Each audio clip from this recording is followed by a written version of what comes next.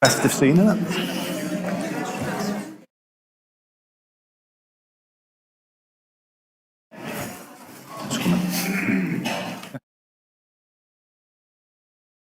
To this fantastic public space, Stretford Public Hall.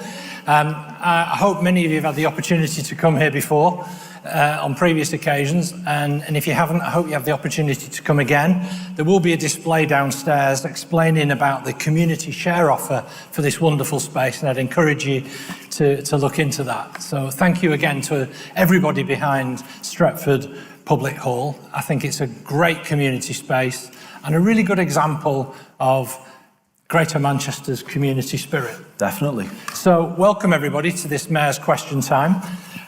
This is going to be public viewed online as well. The AV operator at the back of the room will be counting me in on 5, 4, 3, 2, 1 to go live. So I'm just waiting for that signal. Fantastic, thank you very much. Welcome everybody watching this online, and welcome to all of you here at Stretford Public Hall. This is Mayor's Question Time. It was enshrined in the legislation, I believe, Mr. Mayor, that this should be a key part of democracy in action, of the Mayor meeting the public, taking questions in front of an audience and being accountable to the public every month. And in the legislation as well, it says that those events should be chaired by a journalist. That's where I come in. So my name is Michael Taylor. I'm the editor of the businessdesk.com in the Northwest. I've been back in journalism for a full year now. It's my anniversary on Monday. And I was pleased to be asked to do this, but the purpose of it is for you. It's not about me, it's about the Mayor and you asking the questions. I have been sent many questions from many of you tonight. Please don't be too disappointed if you don't get asked to ask your question to the Mayor. But what I've tried to do is cover 7 different themes, and if I've been discriminatory about any of the choices of questions, it's about areas that the Mayor has specific control and powers over. And also, I'm going to be really tough on you as well tonight. I don't want you, despite the star cast that you've got along to support you tonight, including the Chief Constable, Steve Watson, including your Deputy and the Police and Crime Commissioner, Kate Green, including people from Transport for Greater Manchester, Councillor Tom Ross, who's these are the people I give hospital passes to. You can't let me... No, we're not having it, are we, people? We want, this is who we're here. And also... Councillor Tom Ross, the ward councillor for this very ward, as well as being the leader of Trafford Council, and his most senior officer at Trafford Council, Sarah Todd. So, is everyone clear on that? So I want today, it is about you. I will ask each individual person, who I believe I've got a pretty good idea that all of the people who submitted a question that I chose are in the room. And the first question, I'm going to go to Abdul Malik Ahad, who has a question about Greater Manchester towns. So, Abdul, could you make yourself known? Thank you. We'll get a microphone to you so everybody at home can hear as well. And you can put your question to the Mayor. It's working. Good evening, everyone. Good evening, Mr. Mayor.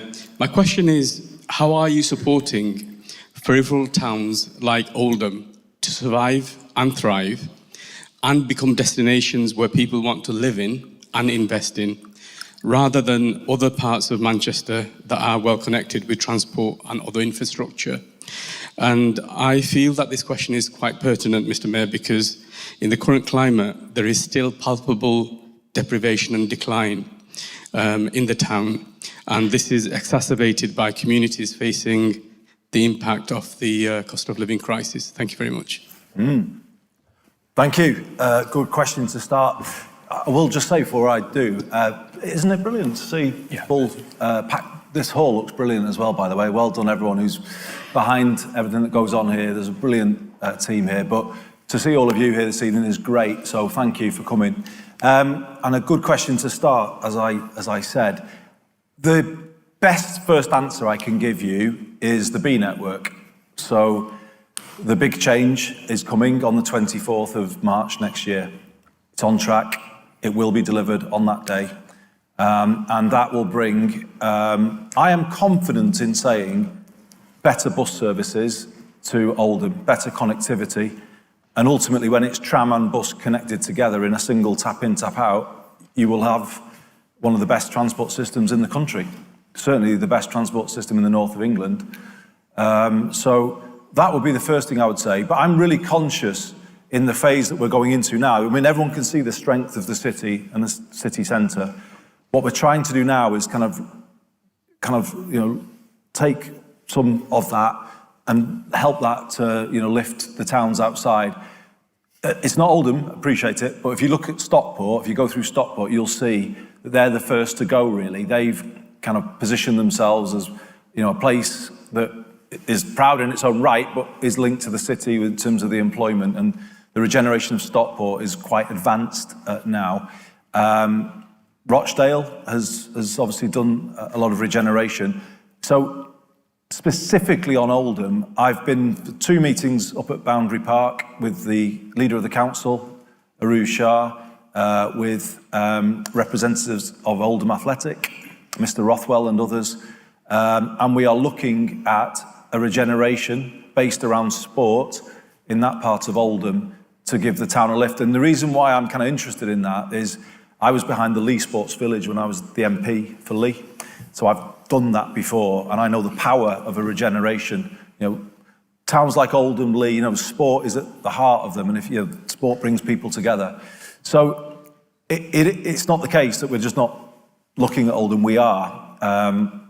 There is some regeneration underway actually that GMCA has helped with in Oldham Town Centre with regard to brownfield funding. There's a mills strategy that they've got, which we're really supportive of, because you'll know there's a few derelict mills around.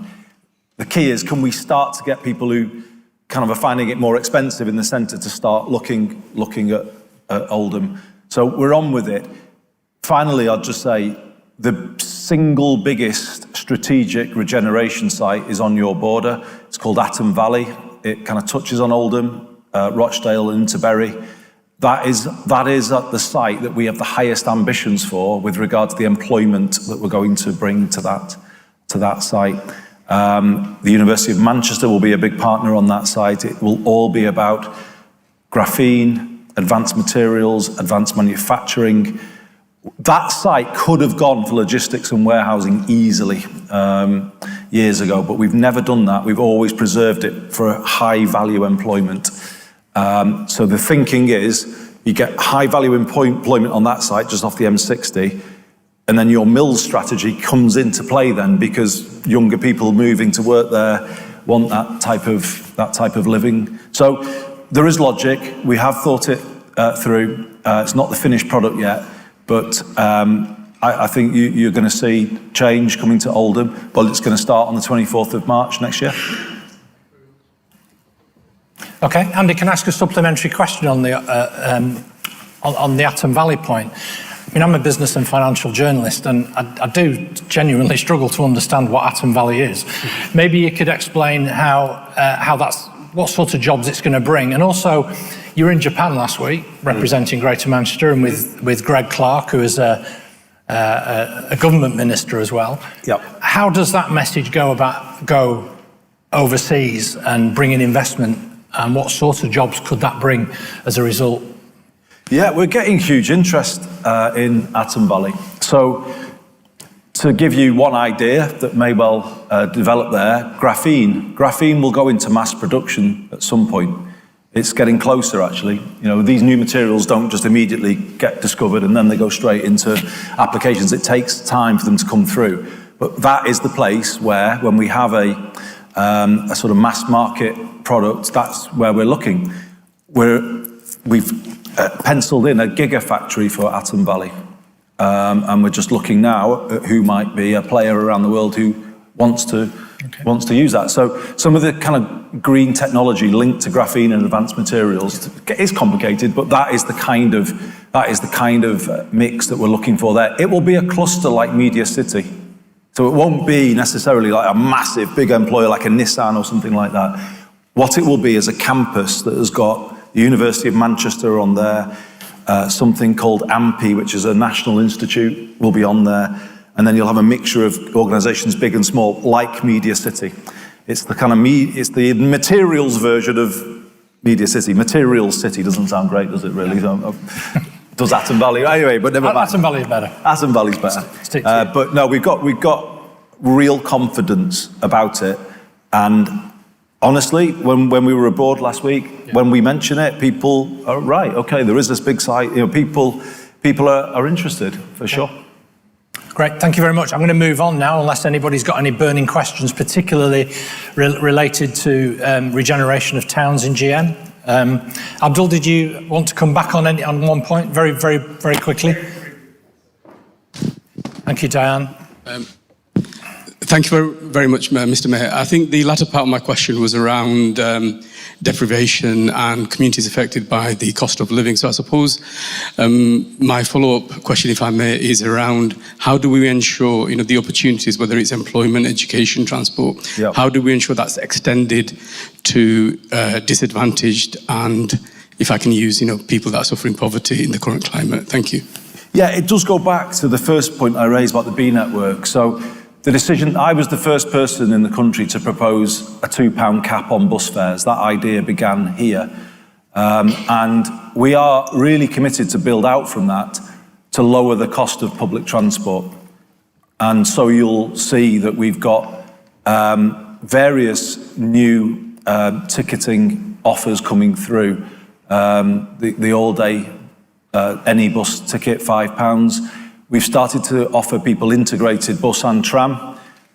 So, you can get combined tram and bus travel for £6, £7. All of this is about lowering the cost of public transport for people to then connect them to employment. And because you live in an area with the tram and a very good tram system, when the B network connects it together, bus and tram together, the cost of public transport will be lower and better. Will be lower cost, better transport in your area than large parts of the country, particularly for people on low incomes.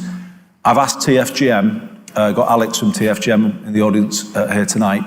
I've asked them to look at how, for some of our residents on the lowest incomes, how we can give them the benefit of buying longer transport products. When someone can afford to buy an annual, you get a discount, don't you? But if you don't have much money, you can't put that outlay to buy it.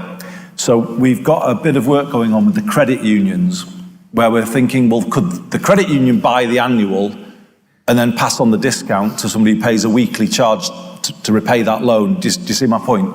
So we're kind of really thinking creatively about how can we lower the cost of public transport to as low as we can get it for people, to connect them then to jobs and employment. I won't talk about this at length now, because I'm keen to get into other questions, but the other thing I wanted just to talk about at some point tonight is our plans for an alternative to the university route in Greater Manchester. I'm really passionate about this, creating two clear equal paths at 14, particularly a path for kids who don't want to go to university. And I think that is critical to the point that you've raised, but maybe in a different question I'll get a chance to speak about that. Yeah, there's nothing obvious coming out of here, but I'm sure we'll find an opportunity to do so. No worries. Okay, we are going to... I can shoehorn it in, anywhere. Yeah. Great, next question. It's from James Spencer, and we're going to tackle a subject that I think is close to a lot of people's hearts at this time of year, the subject of homelessness, which I think you've set quite a lot of your stall out. And James, is that you, right down here in the second row? Thank you, Rachel. If you could get the microphone to James. James, what's your question for Andy? Good evening, James. Yes, homelessness is still a big issue in Manchester. It's not quite working, James. Okay, thank you. Okay, so homelessness is still a big issue in Manchester. Do you feel there should be a task force that gets people off the streets, out of drugs, and finds them homes and jobs? Yeah, I definitely do. In fact, I would go as far as to say there is. Well, we've got the Greater Manchester Homelessness Action Network, which is a body that brings together all of the organisations in GM that are active in this space, recognising that, not one organisation has a monopoly on what's going to work, and we need to network everybody. And they've done brilliant stuff since I became mayor. You know, I set it up, but they've really helped us hugely. I mean, just so everyone knows, it is tough because the climate is tough and we can't control how many people come onto the street. You know, that's linked to things, decisions in Westminster, sadly. But we have to do our best to cope with what comes our way. Tonight, in Greater Manchester, 550 people, thereabouts, give or take, are in a bed every night. That didn't exist when I became mayor, but we created it with the help of the councils who were brilliant, the NHS who've been fantastic, Stephen and GMP, they're all partners with us in it, and all the community and voluntary organisations. So I largely fund it through my budgets, and also the charity I set up supports it. But we are under no statutory obligation, but we are unique in offering people who go onto our streets the ability to come into a bed every night. What we're getting better at then is getting what's called move-on accommodation for people, you know, working with the councils, you know, a place to go beyond having been in a bed every night. And the thing about it is it's the same bed every night. So when people go into a bed every night, it's not like they're in and they're out and they're moved around. They can stay in the same place, and that's key to their recovery. If you give them stability and you give them space and dignity, because we do single room now. We used to do a bed every night in dormitories, and that didn't work for some people, not for others. The quality of what we do has increased all the while. And it does, we've helped 10,000 people through a bed every night since it was set up. So it's tough, it is tough right now. The Home Office are making it tougher, if we're honest. The increase that we're seeing, there is a little increase going on at the moment, that is Home Office related. They are evicting people from accommodation, and it makes it very hard for us because they just do it very suddenly and abruptly, and they don't give any funding to Trafford or other councils to help people just make the bridging sort of move to somewhere else. So it's hard, but the commitment to a bed every night is absolute. I will keep funding it as long as I'm mayor. And last year, I mean, the last national count, we were one of the few areas that didn't see the big increase that came across the country. It's tough, but we stick at it.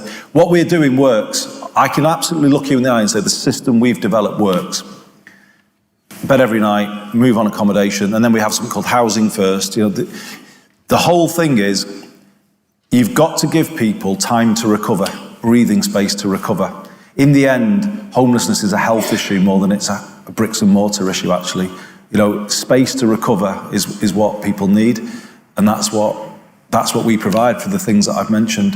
So it is, you know, it will remain a massive priority for us. And I'm just grateful that the councils, the NHS and Stephen and everybody backs us up. One thing I will just say about GMP, GMP have brought some brilliant new thinking to this as well.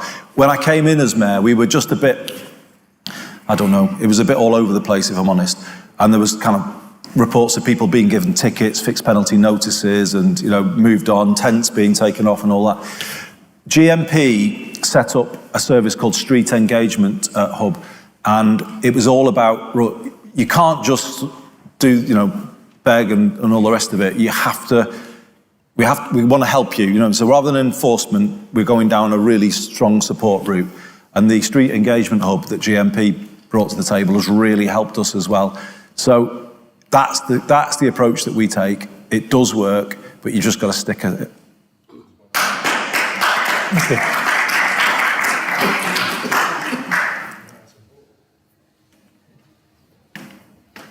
Yeah, no problem. Yeah, well, I'll have James come back, but there's somebody with their hand up quite persistently at the back, but we'll go to James first of all. Yeah, do you?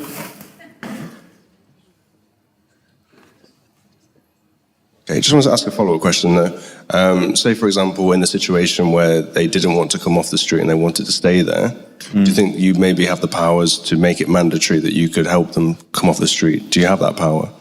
No, we don't. I mean, GMP have powers under what's called the Vagrancy Act, but it's a pretty, Stephen, archaic piece of legislation, and I don't think most police forces actually these days like to use it. There are powers there, but they generally move people around as opposed to I don't think it allows people to force people inside. I think what we find is some people may say that, but if you build the relationship, it can change. Definitely when it was dormitory, that was a thing that, and understandably, people who perhaps had had a bad experience or just, had a kind of anxiety about being in that, what would feel a not so secure space, that was definitely a barrier. That's why we now, when I say a bed every night, 550 places, they're pretty much all single room where people can lock the door. And that is, the quality is a really big part of this. We've learned that as we've gone along. It's really critical to give people quality. I personally believe you can reach everybody eventually. There are some people who are really quite, that phrase hard to reach, I don't really like using it. Some people just takes longer to build a relationship with them for whatever reason, for some of the stuff they've been through. But I was kind of clear when I came in, it was a personal priority. It's still a massive personal priority. I still donate 15% of my own salary every month. And I've done that for 7 years now, and I will continue to do it. And I'm not asking anybody to do anything that I'm not prepared to do myself when it comes to, putting the money there to say, right, we do this is what we're about. Okay, we've got a question towards the back. I can't quite see you due to the house lights, but hi. Hiya. So I'm one of the one in every 72 people currently homeless in Greater Manchester, as tomorrow's new figures from Shelter are going to highlight. My children are some of the 140,000 children who are going to be without a home at Christmas this year. Not only without a home, but traumatised by being in accommodation in a mouldy, damp room above a noisy pub where our belongings get rained on due to disrepair of the building, our pillows are growing mould, and our bodies are full of medication for our damaged lungs and damaged mental health. What are you doing right now to hold local authorities to account for the shocking standard of temporary accommodation that they're providing to vulnerable families in the area that you serve as Mayor? Thank you. Good question. It's a very good question. Whereabouts which area are you in? Trafford or Manchester? Trafford. Right, Trafford. Okay. So, the first thing, obviously everyone feels for the situation that you're in, and as do I, and it's not an ideal situation by any stretch of the imagination. However, if I could just explain a bit from the sort of local authority perspective, not to excuse, because it's not, everyone wants it to be better for you. They do, I do. The thing for me as a former Westminster politician, a recovering MP, if you like, when I look at how local government is treated, it just makes me it actually makes me cringe, really, the arrogance of Westminster at times. They have frozen, well, you know this probably, because it may have been part of the challenge that you had. What people might know as housing benefit has been frozen now for 3 years, I think. They're going to unfreeze it in April, but that's no good to people right now. So the gap between what people have had in benefit and rents has just got bigger, and that is a massive cause of family homelessness. And the reason why I say it makes me cringe is because, we're tough on benefits, we've frozen this, we've done that. The effect of that policy puts unfunded pressures on local authorities. They're not given a budget to deal with the increase in numbers of people who would then say, we're homeless, house us. And this is what I just think is so unfair, really, about how Westminster behaves and what it does to local councils on the ground. The increase in family homelessness in Greater Manchester, you're talking, I'm not so sure about the figures for Trafford, but I am more certain of the figures for Manchester. You're talking about a 300% increase because of these policies. And it's just wrong, because the councils have not got a budget to do it. They are doing their best to find somewhere for everybody. But, it's just really unsatisfactory, your situation, but also the position that they're put in. And I think it's been hidden homelessness, what you're experiencing, for a long time. The kind of visible homelessness is rough sleeping, and perhaps people don't see your situation as much as we should. But you are right. There's 5,000 families in temporary accommodation in Greater Manchester, 6,500 children. Those children are often, some miles away from where they go to school. The impact is huge, as you're describing. It is a scandal in Britain in 2023 going into 2024 that we've got families living in what people might call Victorian conditions, but that is where we are. And it's wrong. I know, obviously, leader of Trafford Council and Chief Executive here, we are working with the councils to see if we can raise standards of accommodation. I think Manchester have done some work in this area, and I think they've moved everybody out of bed and breakfast accommodation. So there is good practice in this area growing, but we're not going to pretend to you that it's a nigh on impossible situation that the councils are dealing with. Okay, thank you, Andy, for answering that question. I hope there are people here who maybe can assist you with some of the difficulties that you're in at the moment. Sarah Todd from Trafford Council in the front row has put her hand up.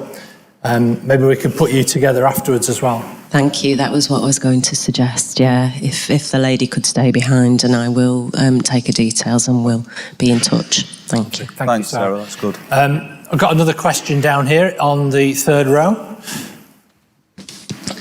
Thank you, Michael.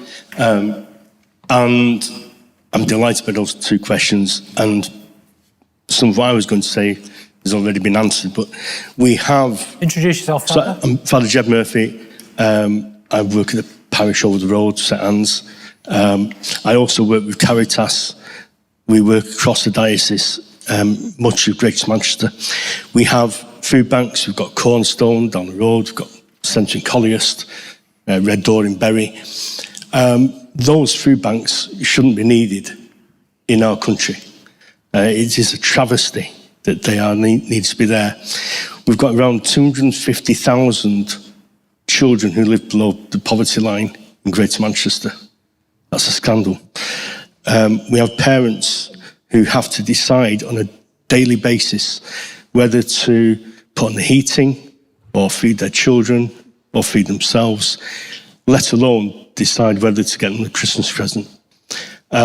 So I wonder, what is the prescription? How can we address this in our modern day?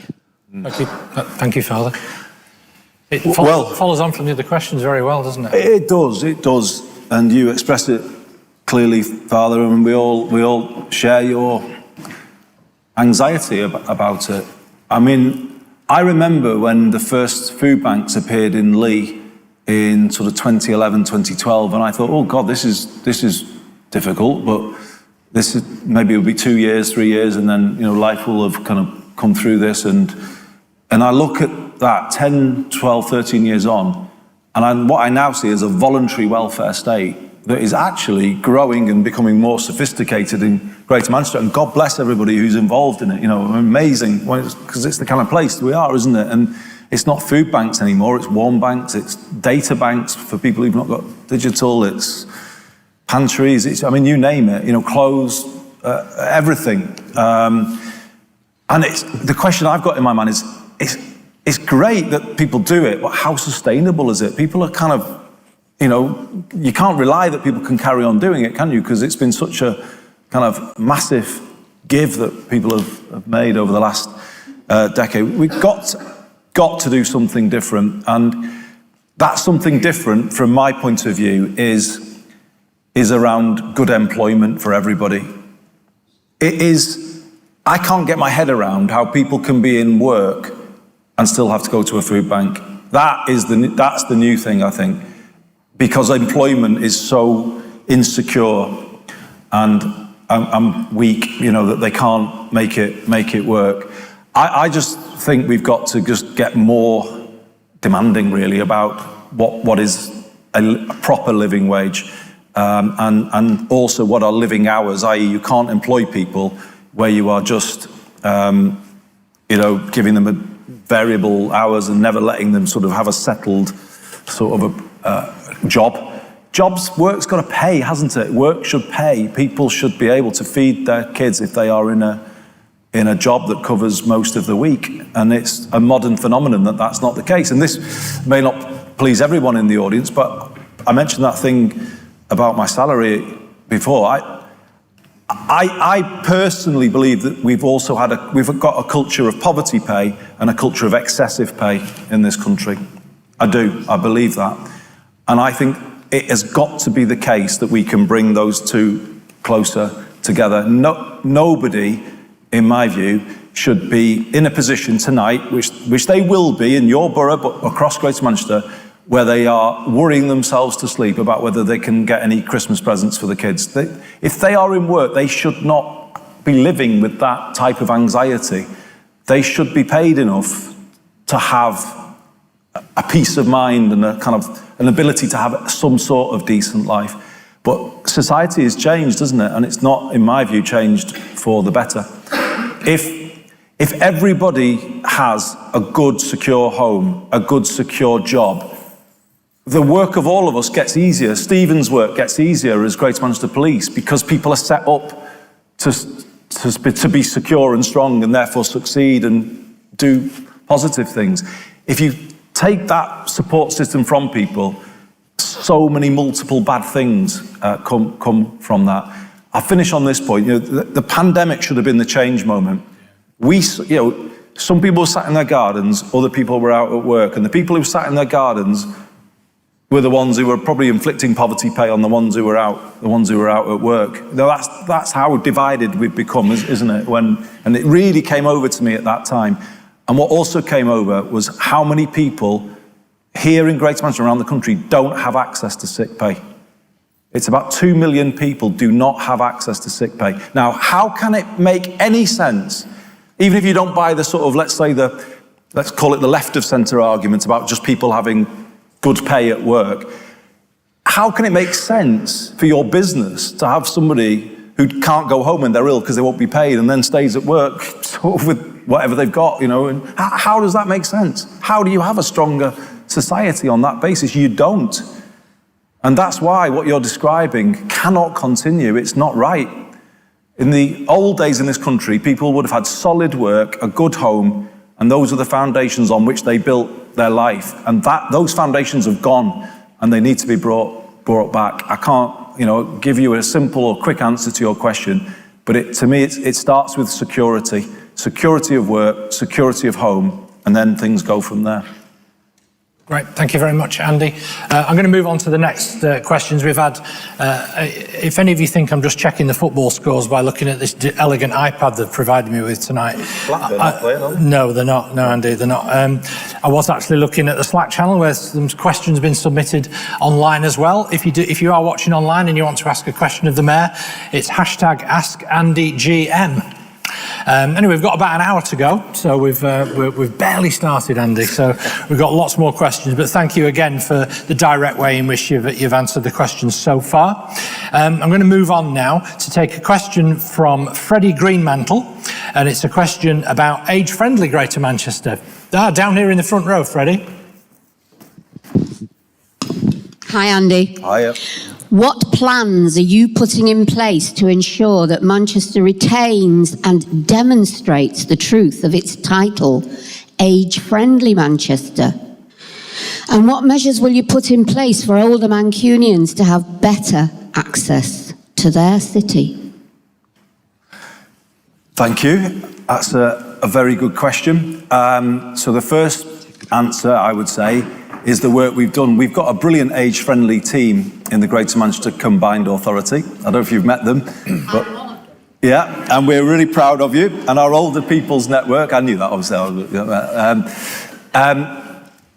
So we've done that. We created around 50 age-friendly pilot communities around Greater Manchester, as you know. The bit that I will go to around accessibility, I'm on a bit of a mission around train stations. It is frankly scandalous that half of our train stations in Greater Manchester do not have step-free access, and that massively limits people's ability to get out and about. And I did lead a very big campaign, you might remember, to save ticket offices, rail ticket offices, when they were threatened with closure earlier this year. I got the mayors together and I said, right, we're going to fight this properly, and we threatened legal action against the government, and we rolled them back on that. So we do take these issues really seriously. We're proud that we're a World Health Organization age-friendly city region. There's definitely more we can do for certain. I think you're going to tell me what I can do now, so I'm all ears. So I'm quite happy for you to do that. Okay, I'm disabled. The bus stopped from where I lived. I live in Whalley Range, Chorlton. I have to use a car to get into the city, and now I can't drive in the city because the traffic is horrendous. I have to take a taxi. I can't use a tram and I can't use a bus because it's too far for me to walk from where I live to get on the stop. So my question's still the same. How are you helping me to get into my city? Okay, no, I understand your question more now. Well, I'm going to bring the B network to Whalley Range is one answer, how. And the point of taking control, public control, is that finally we will be able to decide where the buses go in your community, rather than what currently happens is the operators can just cut services and often there's little we can do. So that's the reason why we're taking control. And if you look at the B network in the west of Greater Manchester where it started, we had 50 brand new electric buses come in, which have 2 wheelchair spaces, which have audio and visual announcements with regard to the next stop. We have a much higher standard of accessibility on the B network, and it is very much the kind of Metrolink standards that we're aspiring to, because we're trying to also start to build up some of our bus stops so it's level access onto the bus. So you've not got it yet, but it's coming in just over a year. And at that point, I believe, you can hold me to this, that you will have better access to your city. Okay. Okay, I believe you. Okay, so really. Right, thank you very much, Freddie. We did another follow-up question that I think you've already answered, so I'm going to move on from that. I've had a question that's come online, Andy, and it's about something that you'd said previously about Deliveroo drivers, Deliveroo riders and riding on pavements, and not only endangering members of the public, but endangering themselves. Maybe none of us know what pressure they might be under in order to make delivery times, but it's something that you've spoken out on before.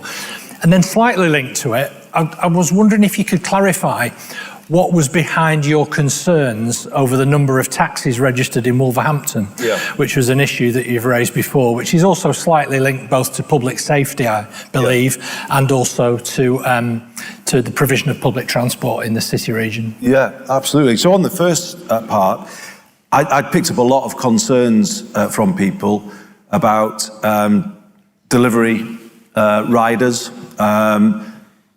going on pavements, cutting across junctions, often not particularly visible because of their. I mean, you can understand. I mean, it's not to blame them, by the way, because it's a tough job doing what they do, and presumably you wear black because you don't want to be washing your kit every night, and you understand some of that, but still, it doesn't help with public safety. And one of Stephen's colleagues joined me in a meeting with the big deliverers, who we got, Uber Eats, Just Eat and Deliveroo. And we said to them that you need to do better here. There's routine breaking of the highway code going on for a start.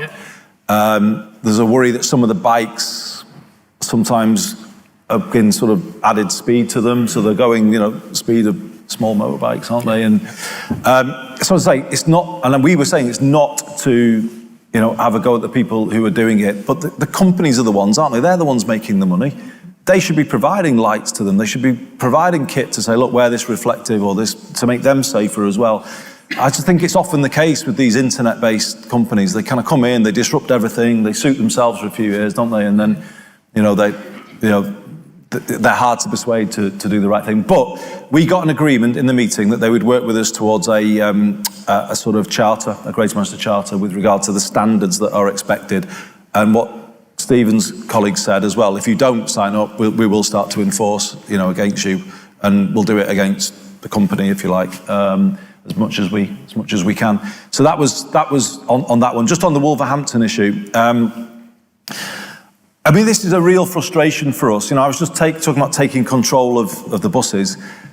We need to do the same with taxis. We would like only to have GM registered licensed taxis on our roads, because we then know what the standard is in terms of well, the vehicle, the training, but critically the public safety side of things, i.e. how often are the criminal records checks being done. But we can't, because the coalition government about 10 years ago passed a law that says we'll deregulate this, like they did with buses in the 80s. Well, you know, when you deregulate, it's meant to be, oh, this will be wonderful for the consumer. It's the absolute opposite. All it does is it kind of completely weakens public safety, public protection, public interest. So the effect of it means that we're only as good now as the lowest standards anywhere, because people go to the places with the cheapest, lowest. And, you know, you can see plates from other places around the country on our streets. So we can't control our own streets with regard to vehicle standards, emissions, but then critically that public safety side of it. Do you have some specific concerns about Wolverhampton? I mean, you see them every day. I do, yeah, and I've written to the leader of the council. He's written me along, sort of, you know, he's my own side, and I just don't think it's right what they're doing, really. I mean, it's, you know, it's... What's their defence? Their defence is they can't, under the law, turn people away, and when people come and apply for them, the money they generate has to go back into the taxi, so they can't spend it anywhere. So the only thing is it keeps putting the price lower. So that's their argument. They're trapped in a sort of a... because people think they're a good service. That was his argument. I'm not sure I buy it all completely, if I'm honest. But anyway, that was the argument. It's just crazy, isn't it? You know, surely GMP, Kate, Deputy Mayor, myself, we need to know what safety standards are being employed. I've got, well, not so teenage anymore, one of them is, but, you know, I would not want my daughter to be going in a non-GM licensed taxi after, 11 o'clock at night. Even before, I wouldn't be wildly happy about it, but certainly not as it gets later. And if I'm like that, well, I can't say to anyone then, can I, that, oh, yes, fine, you can use our taxis, or this, that, and the other. We need to know what standards we're licensing to. Yeah. And I just think it's wrong, basically. Okay, there's a very brave chap there in the middle of the hall with a Manchester City tracksuit top on, here at the heart of Old Trafford. Good evening. My worry is that these bikes that are going down, especially Oxford Road, Wimslow Road, is a lot of people getting knocked down by these bikes. And if you ask Manchester Royal Infirmary, the amount of people that are going in there week in, week out, you'll find that is a lot of people that have been very badly injured. Couldn't the police, just for a couple of nights, be down that road and stop everybody that's got no lights on or no yellow visible jackets? Yeah.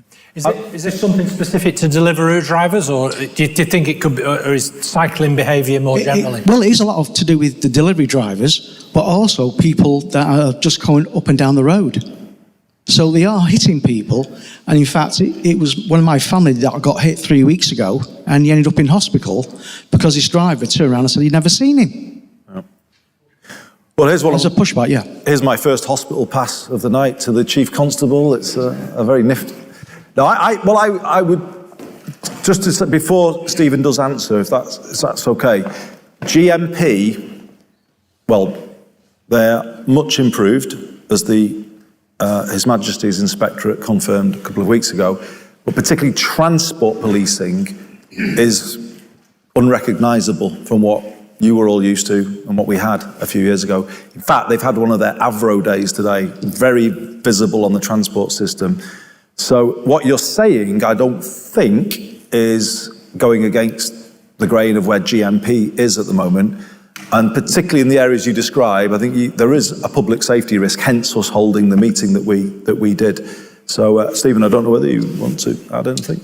Yes, thank you. I mean, the short answer is, yes, a perfectly reasonable thing to expect of the police. I mean, you would, I hope, forgive me for the small caveat, which is, you know, our people, and this is not an excuse, because actually the productivity of our people has increased out of all recognition these past couple of years. But there are a lot of things to do, and so we can't necessarily give a promise that you're going to see officers enforcing folks driving around without lights on their bikes all the time.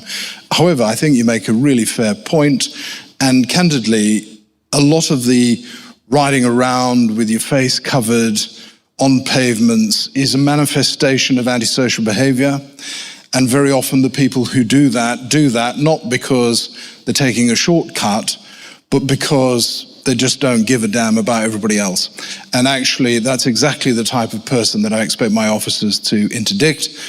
We are doing it. It's a mass enforcement activity, this. It can't just be down to our traffic officers.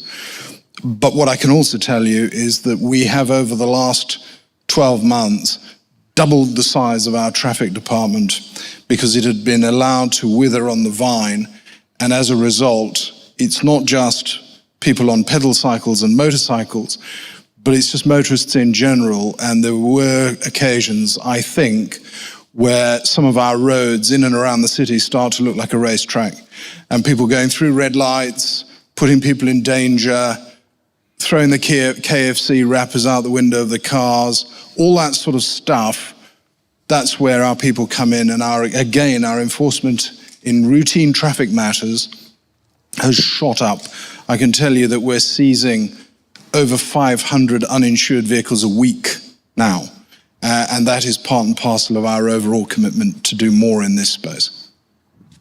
Very good. Thank you, Chief. There's one chap at the back. He's probably suffering from some sort of injury now. He's had his hand up for that long. I do apologise. Rachel's just bringing the mic to you. I'm not sure what your question was related to one of our other topics, so I do apologise. Thank you, Mr. Mayor. It was first time I'm coming here and having this scene around everybody, and I feel like to be here to be raise my question, which you recently answered about it. I'm a cabbie, yeah? The question is coming, is it not wrong that the people who passed this legislation about Wolverhampton coming in our city, taking our trade away and putting me in the position that I'm thinking about leaving the trade, which they not allow, Wolverhampton driver could work everywhere in England, excluding London. Why the London is not including it? Why are they putting dumb people in our city to take our trade away? Are you licensed here? Yes, I am licensed. With Trafford? With the Traffic Council. Yeah. Well, the thing is, often the people who are licensed with Wolverhampton live here. So it's not people driving up from Wolverhampton, or it might be, but not very few, I would say. By and large, it's people who are based here.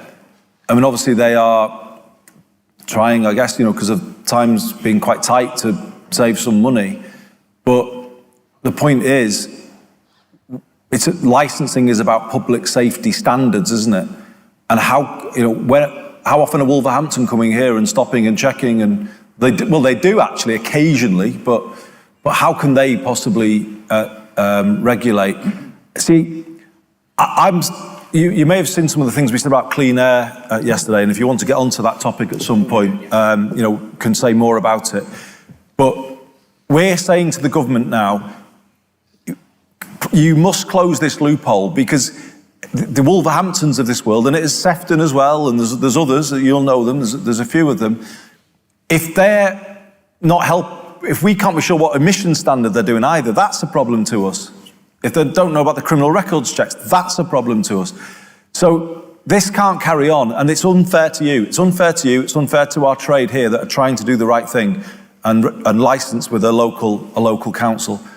So you have my full sympathies in it. I applaud you for doing the right thing.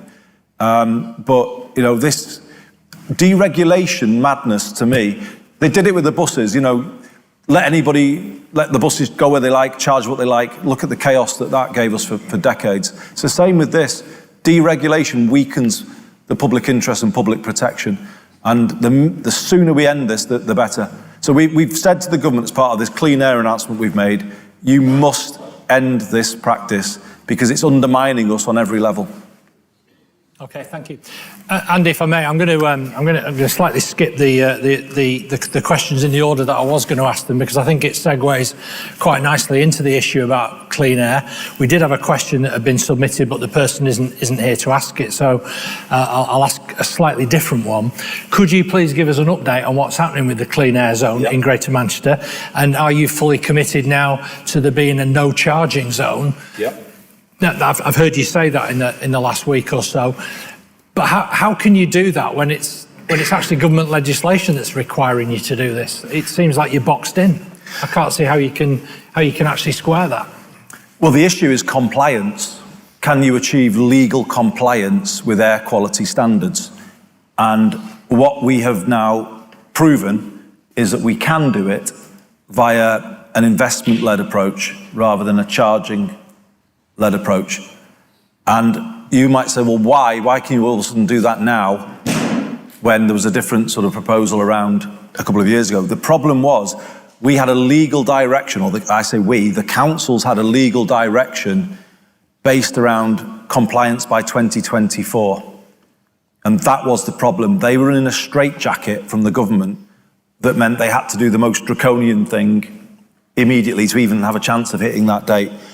So when we came out of the pandemic, we had a situation where the cost of vehicles to buy cleaner vehicles had gone right up. You couldn't even get hold of one, to be honest, because the order books had been closed by some of the companies. And if we'd have brought in a charging zone, people wouldn't have been able to change. They'd been left being hit with the charge, and it wouldn't have cleaned up the air. It would have battered lots of businesses. So we did at that time kind of say, it's controversial, but we said, no, pause. We're not, we can't just sit here and let this happen. What we did, it was actually the former leader of Trafford, Tom's predecessor, Andrew Weston, and I, we renegotiated the legal direction on the councils to give us 2 more years. So the date where we have to be compliant now is 2026.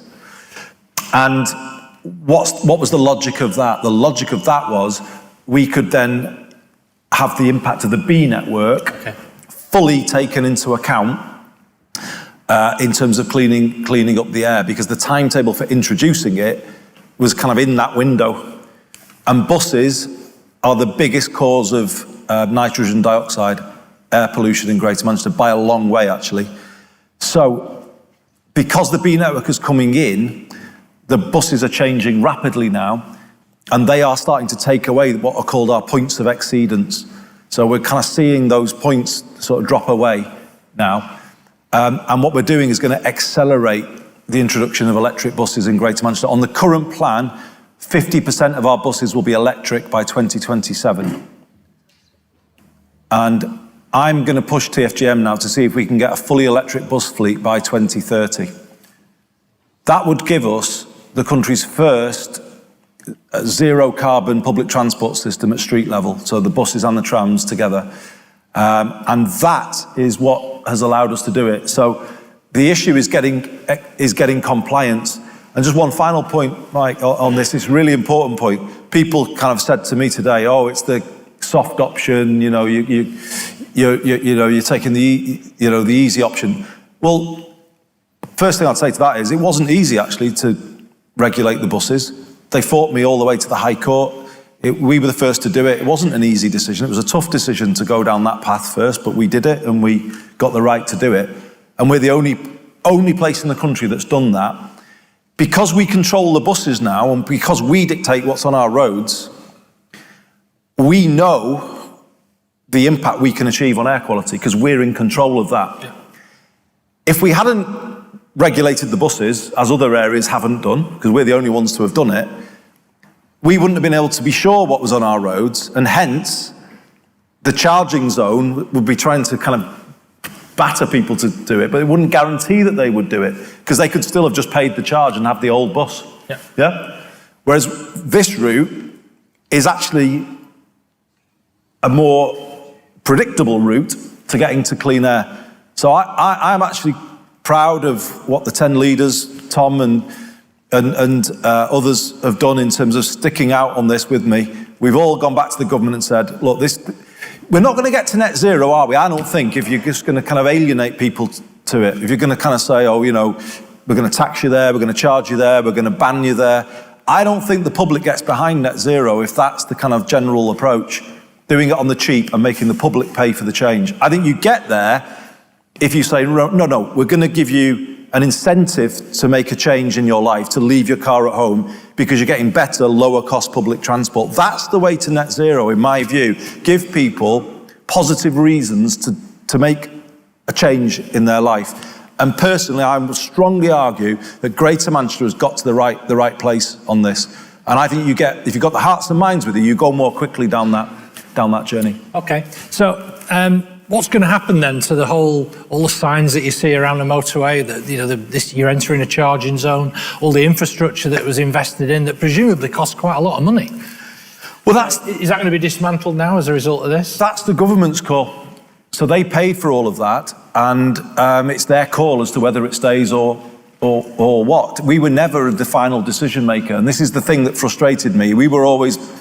Everyone tried to say we were the ones and we decided and this was all on us. Well, we had some discretion about how we designed the scheme, but it wasn't all on us, and actually it was mainly on the government, and they will now decide whether or not they will agree to our investment-led approach. But I'd say to the gentleman the gentleman who spoke, who's licensed here, if they agree to it, there's a £30 million fund on the table for GM licensed taxis, not outside, for you to upgrade your vehicles.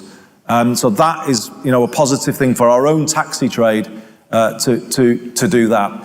There'll be more funding going into buses, but the government. Okay. The ball is back in their court, or it will be back in their court by the end of next week, and it's for them to decide, as it always was. Okay. But we think we've given them what they've been saying, which is a better way of cleaning up the air. And what about other cities around the country that have put low emission zones and have been quite successful in bringing down rates? Well, you say that though. I mean, they've caused a lot of damage to people's livelihoods and businesses.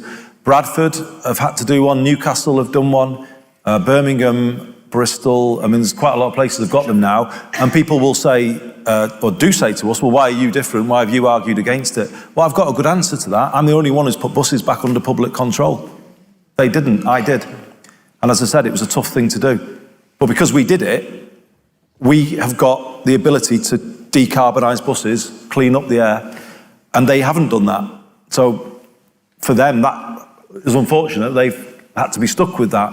Well, we've done it, I would say, in a better way. Okay, right, we're going to go into the audience now. There's a chap in the middle with his hand up in the green jacket, right in the middle there.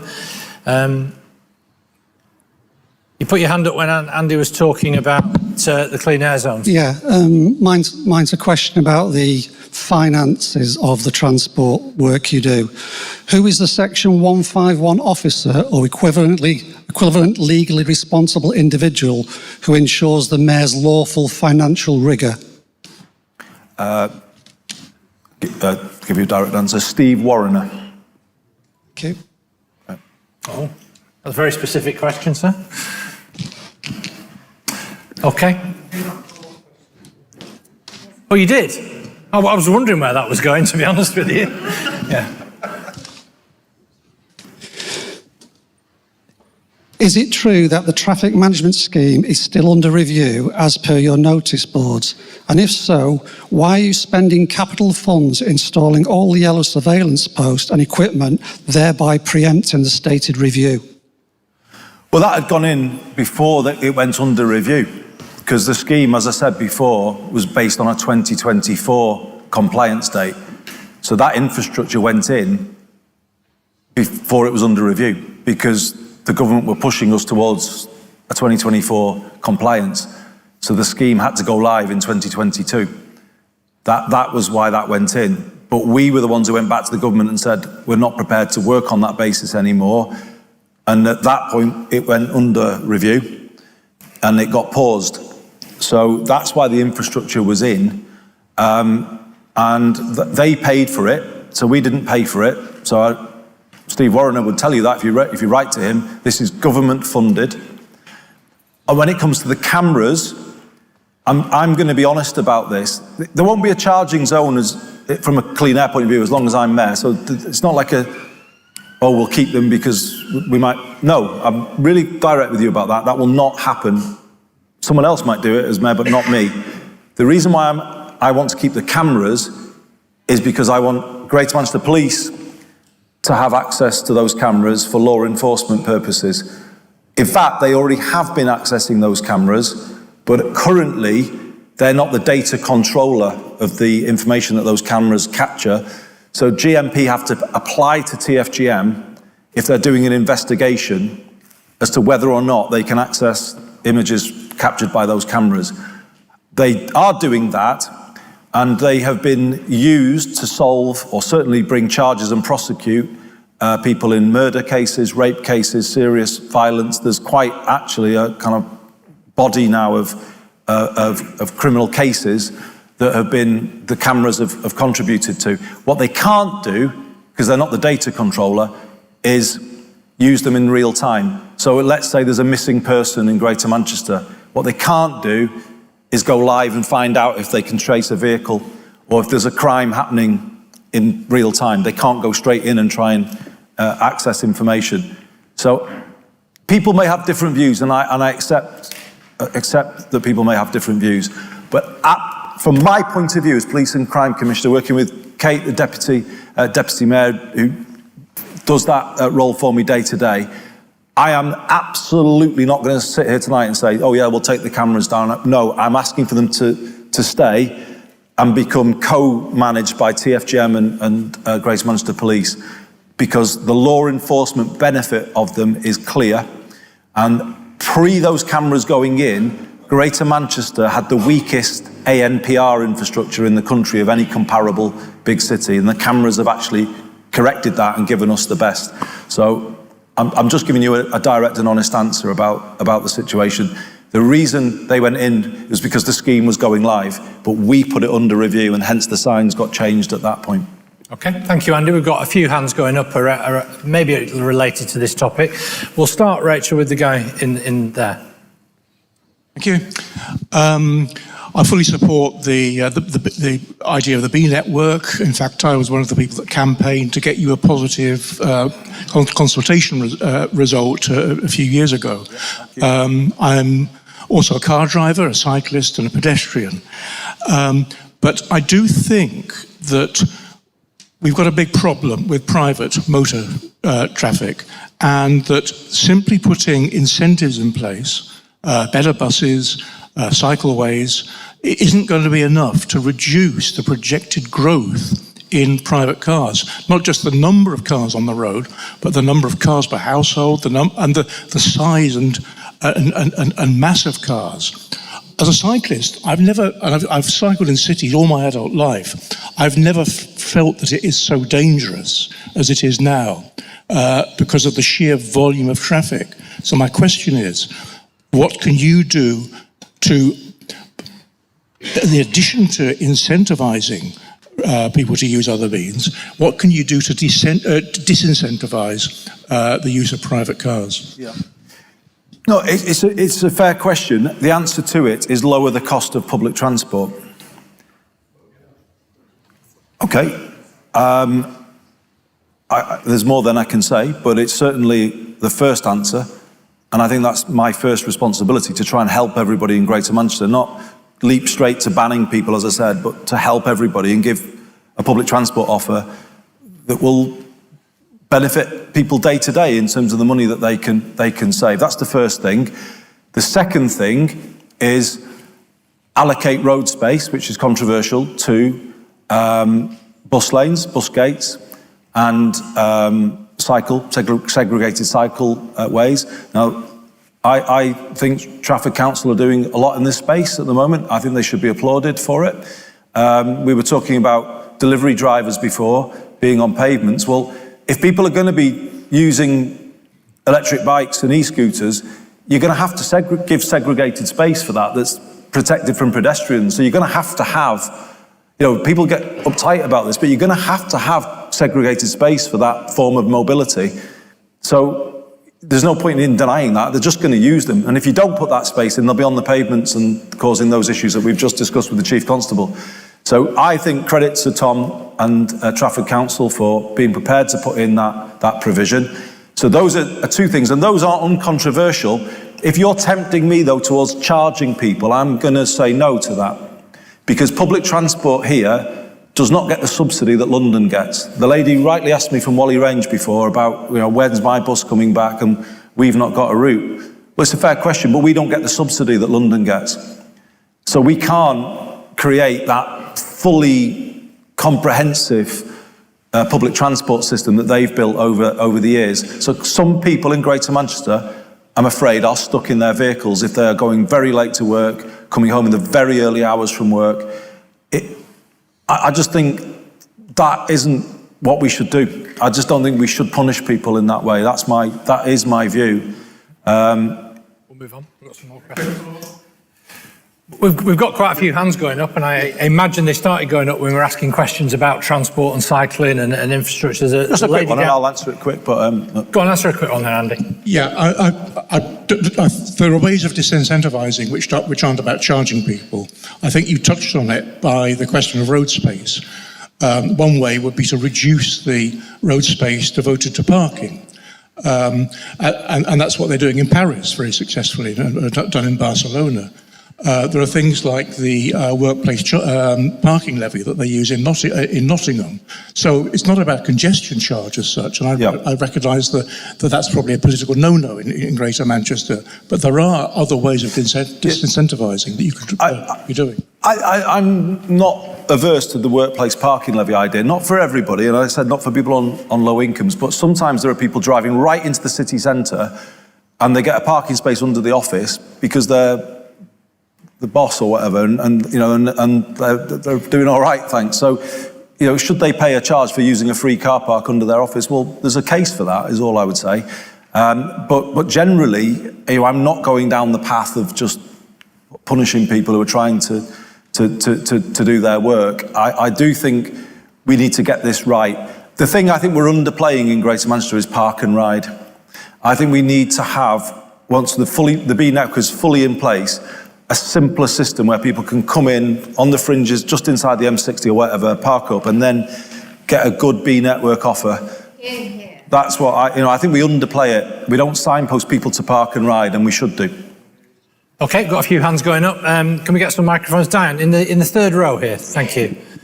And then we'll get the microphone to the chap on the end of that row there, Rachel.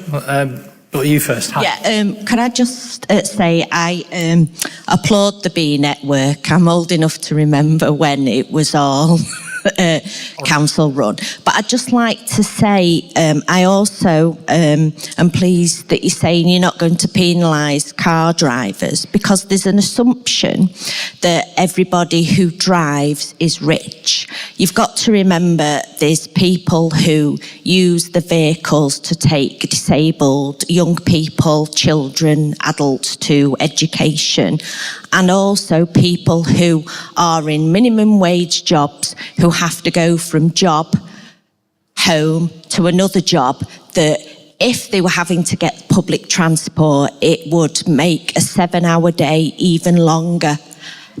It's just the assumption some people have that it's, rich people or they can work from home, and I applaud you for your attitude. Thanks, Andy. Oh, thank you. Well, I appreciate you saying that, and I would just add into that, people who are domiciliary care workers, they don't get paid often for the travel time between the visits that they do looking after people. I mean, are we really saying that they should, pay a charge? Well, no. That's why I'm taking the position, and I have done, and appreciate what you're saying. People will recognise Greater Manchester when it's in half-term week. When it's in half-term week, it feels different, doesn't it? The roads feel better. Everyone's nodding when they say that. Alex will back me up on this. The reduction in traffic that half-term represents is 7%. You'd think it was more, wouldn't you? But it's 7%. So my aim here, and you've got to, if you won't mind, bear with me a bit on this. If I can get the B network to such a standard that it achieves that level of reduction in car usage, what we start to get is a situation where we have a transport system that starts to flow for everybody.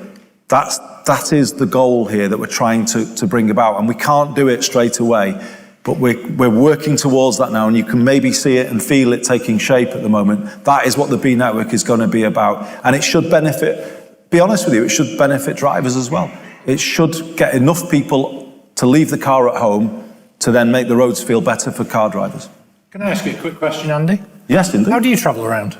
How do you get into work from where you live out west? A mixture. I get a car some days. I get public transport some days. I do Do all of it. I cycled once from Lee to the office. What? I only did it once. Yeah, you try and do it. You try and do it from Lee. Was that just for the journey home was hard. Yeah, that is quite a long way, to be fair. But you just did it for the photo call then, right? There wasn't a photo call. It was in lockdown, actually. So, you're so cynical. What made you so cynical? 30 years in journalism. Anyway, right, next question. Where was it? Oh, yes. You've had your hand up for a while, haven't you?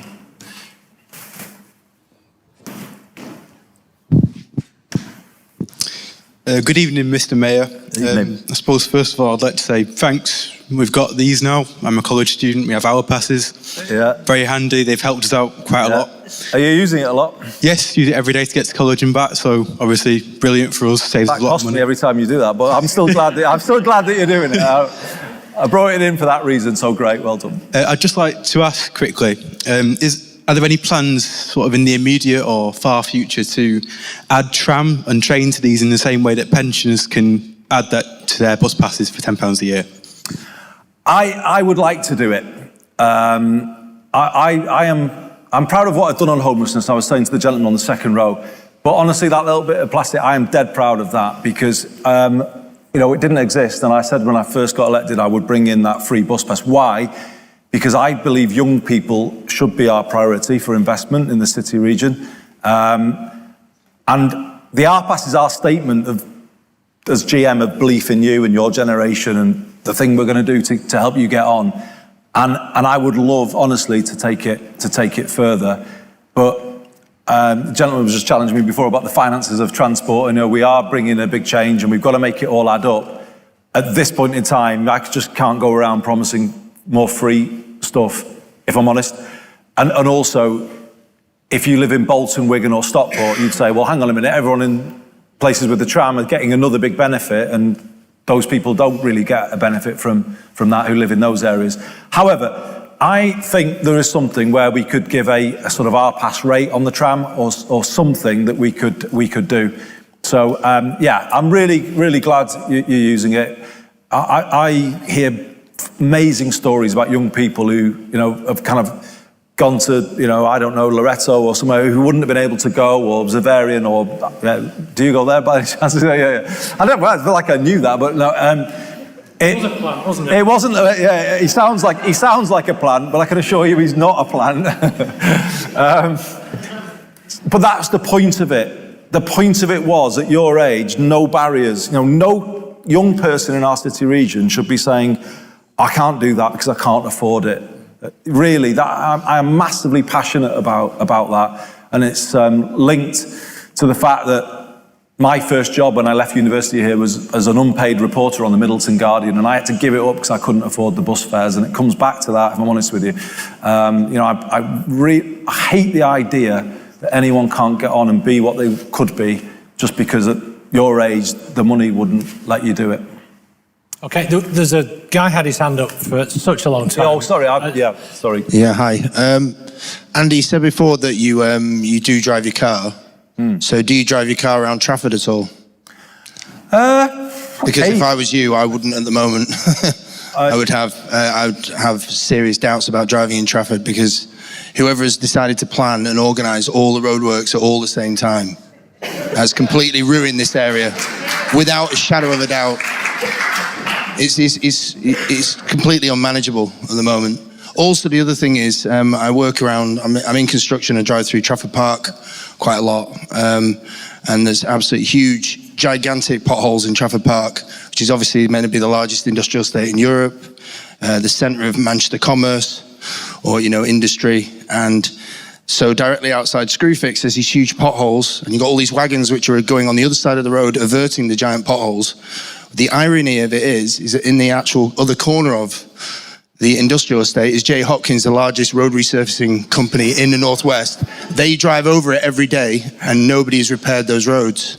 I don't understand exactly what is happening in Trafford, but for some reason, whoever is deciding to plan all this work, the £8 million spent in Chorlton, the £5 million here or whatever, they're not actually repairing the roads which need sorting out now. Okay. That's a very local question, but hospital plans. I mean, there obviously are roadworks around, aren't there? I mean, I have seen them. And they are temporary. I know they're a pain when they're here, but obviously they won't be here, they won't be around forever. I mean, I don't know whether you want to pick up any of this. I mean, the issue that everyone has got is that the budget for highways is just not enough, is it? I mean, it's as simple as that. It's a challenge. Yeah. In terms of the roadworks, we do plan the roadworks. So you'll know about the works that we've got on Kingsway to the side there, and they're coming on with good progress. There's a couple of roadworks to Brown Junctions further up, so Talbot Road, Chester Road Junction, Seymour Park Junction. Some of the stuff that has been causing issues recently, and I have seen it, are the emergency works, utility works. So we had some temporary lights up at Talbot Road, Greatstone Road, a couple of weeks ago, which were causing horrendous tailbacks. They weren't the council, they were utility works. We plan as best we can, but if there's emergency works that come in there, it does create and exacerbate problems. I was walking down here from where I live, so I walked along Moss Road in Stretford, just up the road. There were temporary traffic lights there tonight. I have no idea what they're there for. They looked like they were for utilities. They certainly weren't Trafford Council. So unfortunately, in terms of how best we plan things, we can't always accommodate or anticipate the emergency works that will be going on across the borough. But I do know that when those four-way lights go in, it's incredibly frustrating for people, and people can be sat in vehicles for a long time. In terms of the potholes with regards to Trafford Park, we do have, and Trafford Park is included in our road management scheme, so it is inspected on a regular basis. If there are any examples of potholes that you wish to send in, please do. We will make sure they're inspected and see if they come in for attention rather than detention. And yeah, as the Mayor has said, our roads budgets are incredibly tight. The monies for junctions that we're doing at the moment come from a separate capital funding, so we can't use that to do potholes. But we do look, and we have a policy in place that looks at prioritising each pothole and what we can do to make the little money we have to attend to them stretch as far as possible. Thanks. If I could just add very quickly. Well, thanks, Tom. Very quickly. Back against the gentleman's point about, well, London don't have to have out-of-area taxis. The thing I also would say, just to back up what Tom was saying, London has a lane rental scheme. Basically, a fining scheme for utilities who don't manage their roadworks properly, or if they overrun, they can fine them. Again, we don't have that. And I've learned this with taking control of the buses, because we've been getting complaints about buses. Roadworks are often causing those problems, and it's very badly designed utility roadworks are a bit of a nightmare in Greater Manchester, if we're honest. So, yeah, just to say to you, we've applied to the government for lane rental powers of the same that London has got, and we're waiting. I mean, Alex is doing a lot of this work for us. We're waiting to hear back from the government as to whether or not we're going to get those powers. Great, thank you very much, Andy. Right, the next question I want to go to, one that was submitted before that I selected, which I thought was good, and with Stephen Watson here, it's really pertinent. It's from Emma Finn. Emma, could you just put your hand up? Oh, you're in the front row. It's a really important local issue that I know a lot of people feel really strongly about. Emma, what's your question for the Mayor and possibly the Chief Constable? Oh, hi. Thanks so much for coming to Stretford Public Hall and answering all these lots of questions. It must be quite tiring. I just wanted to ask about how you can help us, or are there any innovative ways that you know of that we can help deal with knife crime? And there's been a few incidents in Stretford that obviously hit us all quite deeply. And in 2011, there were so many kids born at the same time. They're all going to come of age of like 16 in about 3 or 4 years' time. It's going to be a big, lots of kids around this area. It's just something that I just want to ask if you've got any ideas how we can work together. Oh, it's a good question to ask. We launched our violence reduction strategy in Gorse Hill actually just a couple of days ago, and we've been doing loads of thinking on this. I mean, Kate may want to say something about it. I mean, just to point out, actually, knife crime has reduced slightly in Greater Manchester, and hospital admissions from an attack using a sharp instrument, a knife, have fallen, but that doesn't take away at all those incidents that, I know what the incidents you're talking about, utterly devastating for obviously the family, but the community as well. So we're not at all complacent about it. And I haven't been able to talk about my MBAC, my technical education path. The key for me, it is about Stephen and his teams getting, or identifying those who they think are at risk and taking tough action against them. Stop and search. The Chief Constable may tell you something about use of stop and search, which can be controversial, don't get me wrong. But if there are more weapons out there, more weapons will need to be removed from the streets. The thing is, what's the best antidote to knife crime in the end? I think it's hope.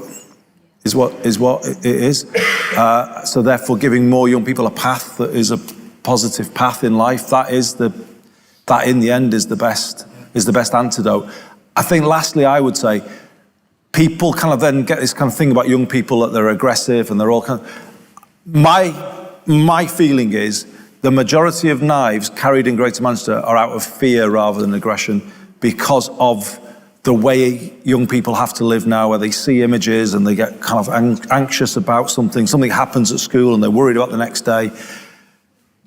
This is the space in which we've got to work, actually, to give them confidence, not to carry.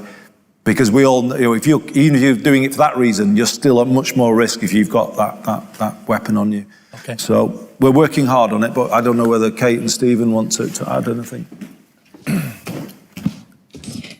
Yeah, thanks. It is a real worry, and I live in Stretford, so I know exactly some of the incidents that you're talking about, and they are devastating for the families involved and for the community.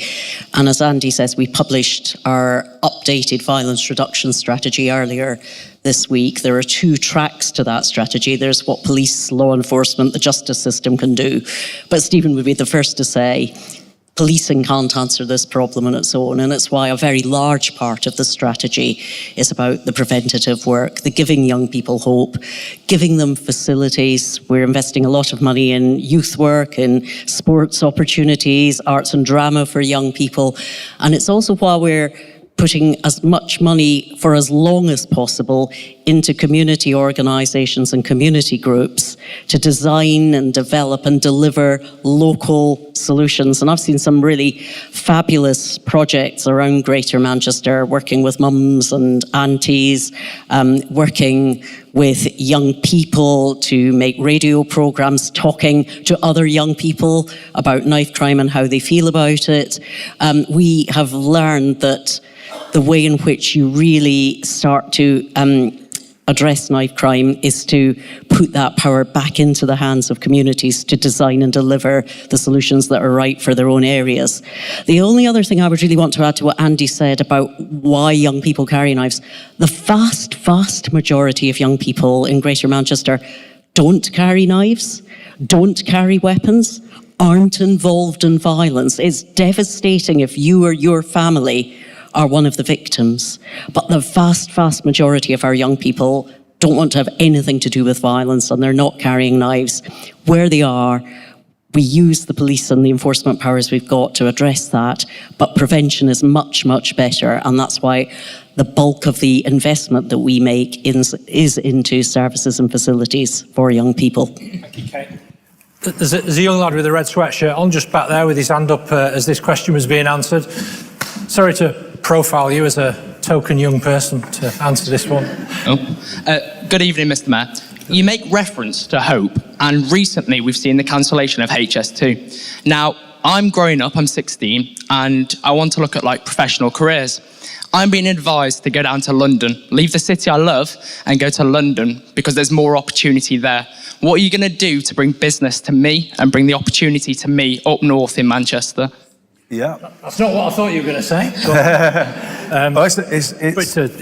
It's something you speak about quite a lot. Yeah, I do. I speak about it loads because it was my experience coming back here from university that I tried to find a job here, but I was of the generation where to get on in life, we had to go south. And so I did. I had to. I was on, I said, unpaid reporter on the Middleton Guardian, couldn't make it work. Nothing else was in the city. I tried and tried and tried. I had to go south to London, and that's what I did in the 90s and lived in London in the 90s. You're not in that position. Honestly, you are not. This city region of ours is actually bursting with good jobs, graduate jobs, jobs for people on that sort of degree apprenticeship route. You don't, this is the big difference between my era and yours. You don't have to go south to get on. You can stay here and not suffer a detriment to your career. Honestly, I'm not, kind of giving you a sort of a line there.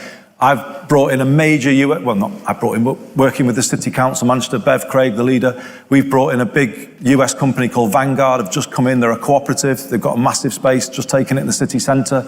JP Morgan, the investment bank, just taken a big space in the city. I was in Japan last week, we've signed a new agreement with Fujitsu about putting more jobs into the city centre. Booking.com, do you know that they've got 2,000 people in the city centre? Well, they have. The English National Opera, we've just persuaded them to come to Manchester. I mean, honestly, I could go on, and I know it's going to get boring if I do. I'll tell you what, so I'm the editor of a business newsletter and website. Come and have a chat to me after. Yeah? Yeah. Brilliant. Right, Andy, I've got the last question was submitted by Hayley Hughes. Hayley, could you put your hand up, please? Fantastic. Hayley, what's your question for Andy to finish on? Oh God, I feel under pressure now. It better be a good question if I'm finishing. My question for you, Andy, is if you could choose one more area of responsibility to be devolved to GM, what would you like that to be and why? Thank you, Hilary. Thank you. It is quite a good question. So, I would like more control over education, if I'm honest. I do believe very strongly that, having been in that Westminster system, that there's a total disconnect between what they think down there and the reality of what we need in an education system here. I.e., it's utterly dominated by the university route and everything that goes with that. And I just don't think it's connected to the lives of kids here. It really pained me in 2010-11 when the coalition came in and immediately Michael Gove just smashed the school sports partnerships to pieces. I'd built them as a minister. I've been a big part of that in the run-up to London 2012. And they literally dismantled that before they'd even drawn breath in government. They scrapped the education maintenance allowance, which I brought the RPAS back as a sort of my alternative to that. You remember the EMA that kids had, because that was a kind of big way in which people could stay on in sixth form. And I honestly would really want to be able to we could design an education system that I think is much better. I am a passionate believer, 100% believer in comprehensive education, in everything that means, i.e. all kids together, all subjects. How can we justify in this English baccalaureate that the schools have to do that it's basically the Russell Group subjects? Nothing wrong with those who are on the Russell Group route, but 2/3 of kids do not go on the university route in Greater Manchester. So the system is preaching to 1/3, but it has nothing to say to 2/3. Drama's not in, music's not in, art and design is not in. This is a creative city. We've got creative kids here. And we're saying to them at 14, oh, well, sorry, but that's not really important what you're interested in. Your passion's not a good enough passion. I hate that. Absolutely can't bear it. And that, you've got me going, but that is actually what... I was shadow education when all of that happened. And, it really, the elitism of views of education in Westminster, I think, served to leave some of our young people without hope, as I was saying a moment ago, because these kids who grow up here, they know what's what, they know what's happening, and they know when the school is disinvesting from them and turning their attention to other people. They feel it at that age, and that then starts to give Stephen perhaps issues that they start to kind of become aware of some people who don't feel that they're on a positive path in life. That is honestly what I would change. All subjects, all kids together, seeing life from all sides. That is what I'm all about. So education, 100%, that's what I would want to do. My brothers may show that one's a head teacher and one's they give me a few ideas on education as well. But, I just think the way local councils have lost their role as well. That's wrong. You know, academies that are kind of like separate from life, you know, why? You know, get education back under local control, connected to our jobs and our economy and our employers. Long, passionate rant, I'm sorry, but you touched a nerve there right at the end. Right. Oh, wonderful. Andy, thank you very much. We've reached the end of the evening now. I hope you've enjoyed it.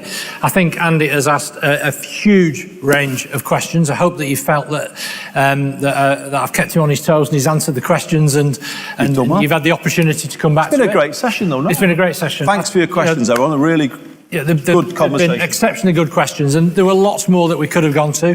Hopefully we got around a lot of the hands that went up, and we touched on a few areas that I didn't expect to as well. But that's democracy for you. That's what this kind of open town hall meeting is all about, to go around Greater Manchester and hear the views of the public so it can input into what you're doing. So Andy, thank you very much, and thank you to all the team who put this together. Thank you. Thank you, everyone. Well done, man. Great. On time.